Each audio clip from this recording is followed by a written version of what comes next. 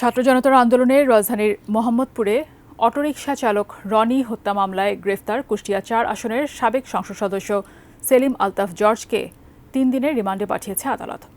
বিকেলে ঢাকার metropolitan magistrate Saiful ইসলামের আদালত এই আদেশ দিয়েছেন।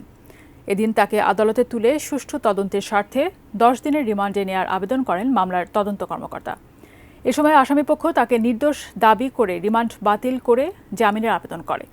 অপরদিকে রিমান্ডের পক্ষে যুক্তি তুলে ধরেন পুলিশের প্রসিকিউশন বিভাগ। শুনানি শেষে তাকে রিমান্ডে নেওয়ার আদেশ দেন আদালত। গত ১৯ জুলাই বৈষম্যবিরোধী ছাত্র আন্দোলন চলাকালে দুপুরে মোহাম্মদপুরের নূরজাহান রোডে প্রাইমারি স্কুলের সামনে গুলিবিদ্ধ হন রনি। তাকে উদ্ধার করে সোহরাওয়ার্দী মেডিকেল কলেজ হাসপাতালে নেওয়া হলে চিকিৎসাধীন অবস্থায় তার মৃত্যু হয়। এই ঘটনায় তার মা মোহাম্মদপুর থানায় একটি হত্যা মামলা করেন। অন্যান্য আসামিদের নাম, ঠিকানা এবং তাদের অবস্থান এবং কারা এর সঙ্গে আরও জড়িত ছিল তাদেরকে বের করার জন্য এই আসামির বিরুদ্ধে 10 দিনের রিমান্ড প্রার্থনা করে। বিজ্ঞ আদালত উভয় পক্ষের শুনানি অন্তে আসামির বিরুদ্ধে 3 দিনের রিমান্ড মঞ্জুর করে। যেহেতু উনি ঘটনার সময় দেশেই ছিলেন না এবং ঘটনা জানতেনও না, সেই গ্রাউন্ডসে আমরা জামিন চেয়েছি।